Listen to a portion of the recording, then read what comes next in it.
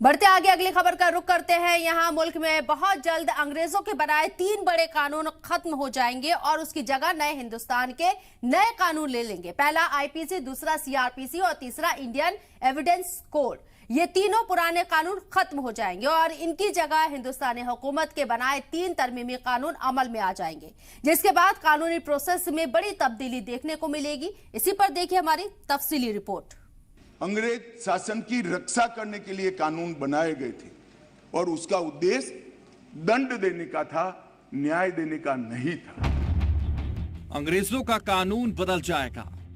भारतीय आत्मा के साथ ये 3 कानून अब प्रस्तावित होंगे। अब क्राइम होगा साफ, जल्द मिलेगा इंसाफ। मॉब लिंचिंग पर कानूनी स्ट्राइक।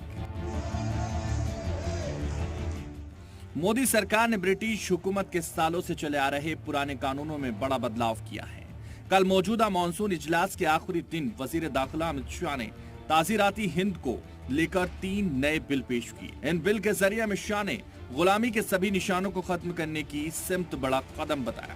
पहले आपको सिलसिलेवार तरीके से बताते हैं कि वजीर दाखिला ने कौन से 3 नए बिल पेश किए हैं। भारतीय न्याय संहिता 2023 जो इंडियन पैनल कोड यानी आईपीसी 1860 की जगह लेगा। क्रिमिनल प्रोसीजर कोड यानी सीआरपीसी 1973 की जगह भारतीय नागरिक सुरक्षा संहिता होगा। तो वहीं इंडियन एविडेंस कोड 1872 को भारतीय साक्ष्य विधेयक रिप्लेस करेगा। एक है इंडियन पिनल कोड जो 1860 में बनाया गया, दूसरा है क्रिमिनल प्रोसीजर कोड जो 1898 में बनाया गया और तीसरा है इंडियन एविडेंस एक्ट जो 1872 में बनाया गया। अंग्रेजों द्वारा बनाए गए, अंग्रेजों की संसद के द्वारा पारित किए गए ये तीनों कानूनों को समाप्त कर आज हम 3 नए कानून पुरस्कृत करने के लिए मैं आया हूं। अब आपको बताते हैं कि आईपीसी, सीआरपीसी और इंडियन एविडेंस कोड में भारतीय सरकार ने क्या क्या तब्दीली की है। आईपीसी की जगह लेने वाले भारतीय न्याय संहिता 2023 में कुल 356 दफाएं होंगी। पहले इसमें 511 दफाएं होती थी। मौजूदा आईपीसी की 22 दफाओं को खत्म किया जाएगा। मौजूदा आईपीसी की 175 दफाओं में बदलाव किए जाएंगे और ऐसी 8 दफाएं जोड़ी जाएंगी जो मौजूदा आईपीसी में नहीं है। सीआरपीसी की जगह आने वाले भारतीय नागरिक सुरक्षा संहिता 2023 में कुल 533 दफाएं होंगी। मौजूदा सीआरपीसी की 9 दफाओं को खत्म किया जाएगा। सीआरपीसी की 160 दफाओं में बदलाव किए जाएंगे, साथ ही 9 नई दफाएं जोड़ी जाएंगी। वहीं मौजूदा इंडियन एविडेंस कोड की जगह आने वाले भारतीय साक्ष्य बिल में 170 दफाएं होंगी, तो 23 दफाओं में बदलाव होगा और एक नई दफा जोड़ी जाएगी।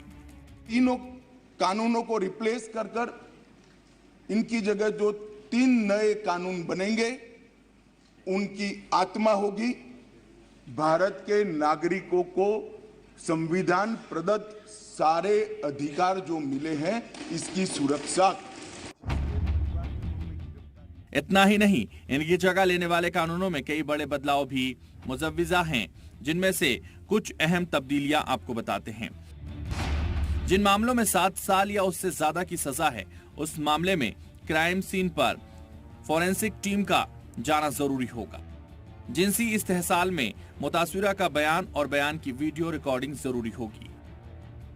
7 साल से ज्यादा की सजा वाले केस को खत्म करना है तो मुतासिरा को सुने बगैर केस वापस नहीं होगा। किसी भी मामले में 90 दिन के अंदर चार्जशीट फाइल करनी पड़ेगी। किसी भी मामले में बहस पूरी होने के बाद 1 महीने के अंदर कोर्ट को फैसला सुनाना होगा। पुलिस अफसरान के खिलाफ ट्रायल चलाने का फैसला सरकार को 120 दिन में करना होगा। मॉब लिंचिंग के मामले में कसूरवारों को 7 साल की सजा, ताउम्र जेल या मौत की सजा भी हो सकती है। गैंगरेप के सभी मामलों में 20 साल की सजा या ताउम्र जेल की सजा हो सकती है। 18 साल से कम उम्र की लड़की से गैंगरेप के केस में मौत की सजा का इंतजाम होगा। मौत की सजा को सिर्फ ताउम्र जेल में ही बदला जा सकेगा। कसूर साबित होने के बाद 30 दिन के अंदर सजा सुनानी जरूरी होगी। FIR से लेकर केस डायरी और चार्जशीट से लेकर जजमेंट, हर चीज को डिजिटाइज किया जाएगा। इलेक्शन के दौरान वोटर को रिश्वत देने पर 1 साल की सजा, छोटे जुर्म करने पर कम्युनिटी सर्विस की सजा।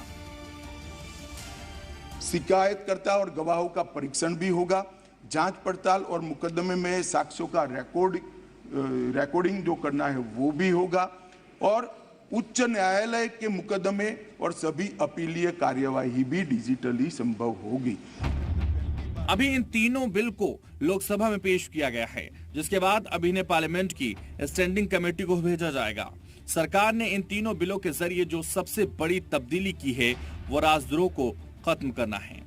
मुजव्विजा भारतीय न्याय संहिता 2023 में अब IPC की दफा 124A को भी खत्म कर दिया गया है और उसकी जगह भारतीय न्याय संहिता 2023 में नई दफा 150 जोड़ी है, जिसमें बताया गया है कि अगर कोई जानबूझकर या प्लानिंग के साथ बोलकर, लिखकर, इशारों में, ऑनलाइन या माली मवासलात के जरिए अलहदगी या बगावत में शामिल होता है या इसे बढ़ावा देता है और भारत की यकजहती को खतरे में डालता है या ऐसे जुर्म में शामिल होता है तो उसे ताउम्र जेल तक की सजा होगी। इसके माध्यम से एक वैज्ञानिक साक्ष्य, एक साइंटिफिक एविडेंस पुलिस के पास होगा, जिसमें कोर्ट में दोषियों को बरी होने की संभावना बहुत कम हो जाएगी। भारतीय दंड विधान में न सिर्फ तब्दीली की गई है बल्कि इनको और हाईटेक किए जाने की कोशिश की जा रही है। FIR से इंसाफ मिलने तक के अमल को ऑनलाइन करने की कोशिश की जा रही है। साल 2027 तक सभी कोर्ट को डिजिटाइज करने की बात कही गई है। Electronic, digital SMS, email, website सभी की कानूनी हैसियत होगी। सर्च और कुर्की में वीडियोग्राफी जरूरी होगी। 0 FIR कहीं से भी रजिस्टर करने का इंतजाम है। साथ ही इलेक्ट्रॉनिक समन भी भेजे जा सकेंगे। 0 FIR को पहली बार आजादी के 75 साल के बाद हम स्थान, गुना कहीं पर भी हुआ, किसी भी थाने का हो, आप हिमालय की चोटी से भी उसको रजिस्टर कर सकते हैं और कन्याकुमारी के सागर के किनारे भी रजिस्टर। गुना रजिस्टर होने के बाद 15 दिन में कंसर्न थाने को भेजना होगा। गृह मंत्री अमित शाह ने लोकसभा में 3 बिल पेश करते वक्त कहा कि अंग्रेजों के कानून में ब्रिटिश निजाम की हिफाजत करना और उसे मजबूती देना मकसद था। आवाम को इंसाफ से उसका लेना देना नहीं था। लेकिन सरकार की इस कोशिश से AIMIM के चीफ असदुद्दीन ओवैसी नाराज हैं। उन्होंने इल्जाम लगाया कि नए कानून से सरकार को गैर जरूरी ताकतें मिलेंगी और जनता के हुकूक के साथ खिलवाड़ होगा। वैसे इन बिल का मतलब ब्रिटिश जमाने के कानूनों को तो बदलना है ही, इसके अलावा कानूनी अमल को आसान बनाना भी है। ब्यूरो रिपोर्ट, जी मीडिया।